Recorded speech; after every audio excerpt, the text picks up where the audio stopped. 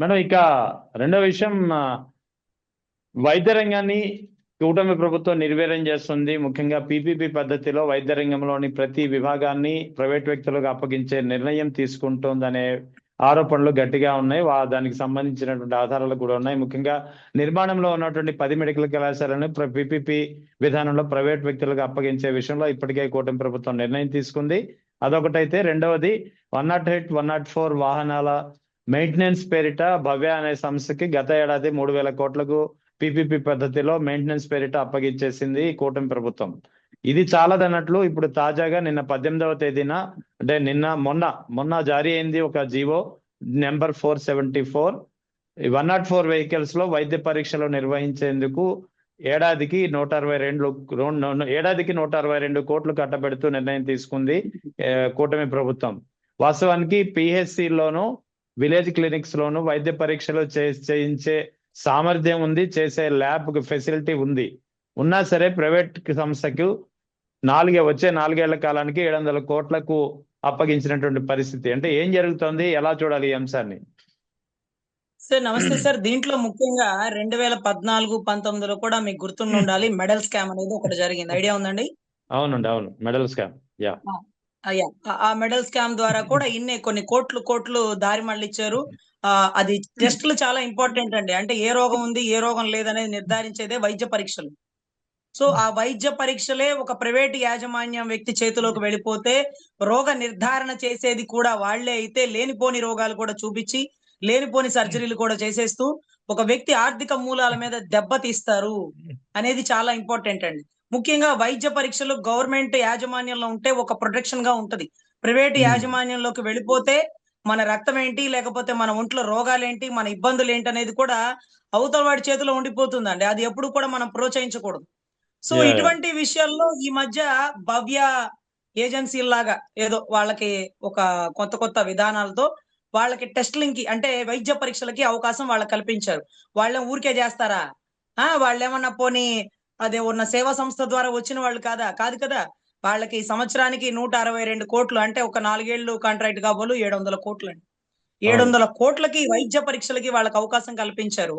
కానీ వైద్య పరీక్షల అనంతరం చేయించుకోవాల్సినటువంటి సర్జరీలు అండి, అంటే ఆరోగ్యశ్రీకి డబ్బులు లేవంటూ చేతులు ఎత్తేసారండి. ఏ ప్రైవేటు హాస్పిటల్కి వెళ్ళినా గతంలో రాజశేఖర రెడ్డి గారి పుణ్యం అంటూ ఒక ప్రైవేటు వ్యక్తి తీసుకునే ట్రీట్మెంట్ కి సరి సమానంగా ఒక ప్రభుత్వ హాస్పిటల్లో తీసుకోవాల్సిన ట్రీట్మెంట్ ని గవర్నమెంట్ ఒక ప్రైవేట్ హాస్పిటల్లో తీసుకుంటూ ఒక గొప్ప అధ్యాయానికి తెరలేపినటువంటి పరిస్థితి అండి రాజశేఖర రెడ్డి గారి టైంలో. సో ఇక్కడ అదే మాదిరిగా ఈ రోజు ఒక ప్రైవేట్ యాజమాన్యం చేతిలో పెట్టేస్తూ ఇన్ని కోట్లు కట్టేస్తాం, 108, 104 మెయింటెనెన్స్ మేము చేయలేము అంటున్నారు. అంటే ఒక వెహికల్ మెయింటెనెన్స్ మేము చేయలేము, దాంట్లో చేసే వైద్య పరీక్షలు ప్రైవేట్ వాళ్ళకి అప్పచెప్పేస్తాం. అదే మాదిరిగా మెడికల్ కాలేజీలు మేము కట్టలేము, దాన్ని ప్రైవేట్ వాళ్ళకి అప్పచెప్పేస్తాం. కానీ సెక్రటేరియట్ మేమే కడతాం, హైకోర్టులు మేమే కడతాం, లేకపోతే సచివాలయం మేమే కడతాం, 2,500 కోట్లు పెట్టి అద్దాల మేడలు మేమే కడతాం, 1,750 కోట్లు ఖర్చు పెట్టి ఎన్టీ రామారావు గారి శిలా విగ్రహాన్ని ప్రభుత్వ ఖజానా డబ్బుతో మేమే కడతాం. ఇవన్నీ మేమే కడతాం. సెంట్రల్ కడతానన్న పోలవరాన్ని సెంట్రల్ దగ్గర నుంచి డబ్బులు తీసుకొని మేమే కడతాం. అంటే మోడీ గారు చెప్తారు చూడు, బాబు సెంట్రల్ పోలవరాన్ని ఏటీఎం వాడినట్టు వాడతాడు అని.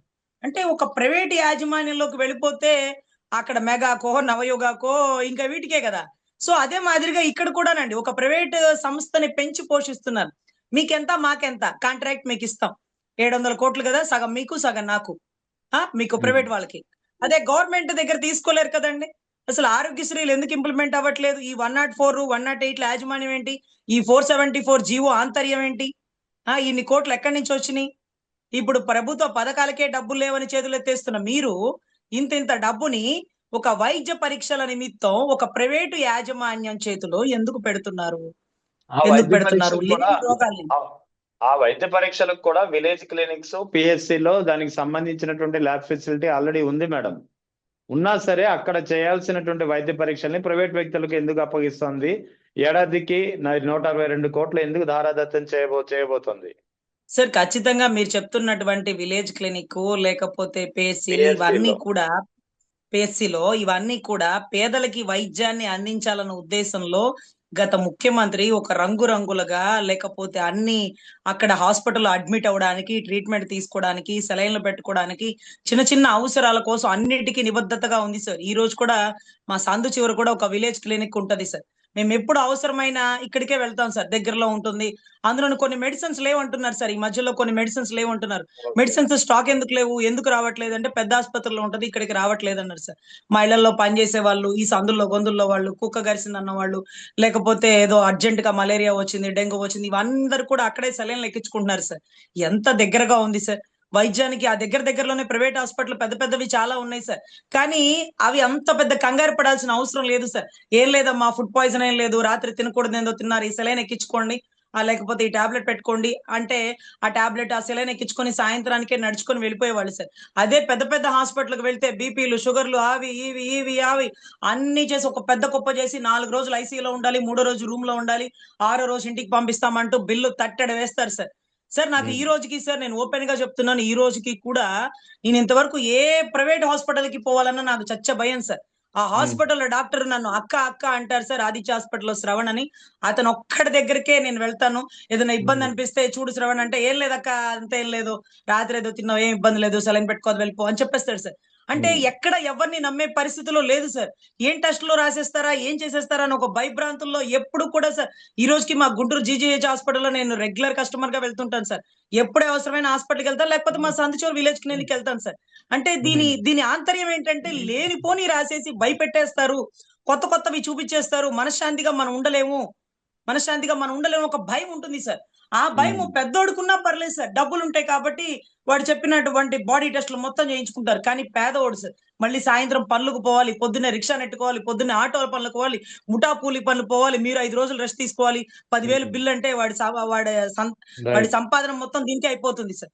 సో, ఇటువంటి పరిస్థితుల్లో పేదలకి వైద్యాన్ని అందుబాటులో చేసి విలేజ్ క్లినిక్‌లు గాని, ఈ పీహెచ్‌సి గాని ఇవన్నీ అందుబాటులో చేశారు సార్. గతంలో కూడా ఆరోగ్యశ్రీ కూడా డబ్బున్న వాడితో సరి సమానంగా ఒక పేదవాడు అతని పక్క బెడ్ మీదే ట్రీట్మెంట్ తీసుకుంటున్నాడంటే దివంగత రాజశేఖర రెడ్డి గారి పుణ్యమే సార్. ఆయన ఇంకా కూడా చనిపోయినా ప్రతి హ్మ్. పేదవాడి గుండెల్లో బతికున్నాడని చెప్పాలి సార్. యాహ్! ఇటువంటిది దూరం చేయడానికి ఇప్పుడు వైద్య పరీక్షలంట సార్. వైద్య పరీక్షలు.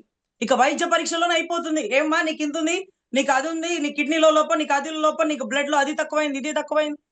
ఇవన్నీ ప్రైవేట్ వాళ్ళకిస్తే గవర్నమెంట్ యాజమాన్యం ఇంకేం చేస్తుంది సార్? గవర్నమెంట్ హాస్పిటల్ పెంచాల్సింది పోయి ప్రైవేట్ యాజమాన్యం పీపీపీ. అన్నీ నా వల్ల కాదు నేను చేతులెత్తేస్తా. కానీ అమరావతిని మాత్రం నేనే కడతా. హ్మ్. అమరావతిలో సింగపూర్ నేనే తెస్తా. అమరావతిలో వాటికన్ సిటీ నేనే తెస్తా. న్యూయార్క్ హ్మ్. నగరాన్ని తెస్తా. డల్లాస్ తెచ్చేస్తా. అన్నీ తెచ్చేస్తా. కానీ ఇవి మాత్రం నేను చేయను. ఇవి మీరు చేసుకోండి. కమిషన్ మాకిచ్చుకోండి.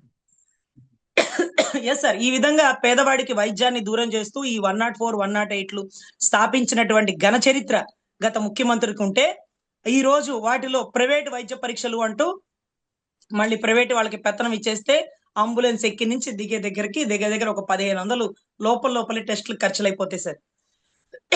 దిగాక కొత్త రోగాలు బయటికి చెప్తారేమో అని నా ఉద్దేశం సార్. ఇలాంటివి రైట్. ప్రైవేట్ యాజమాన్యాల చేతిలో పెట్టకూడదు.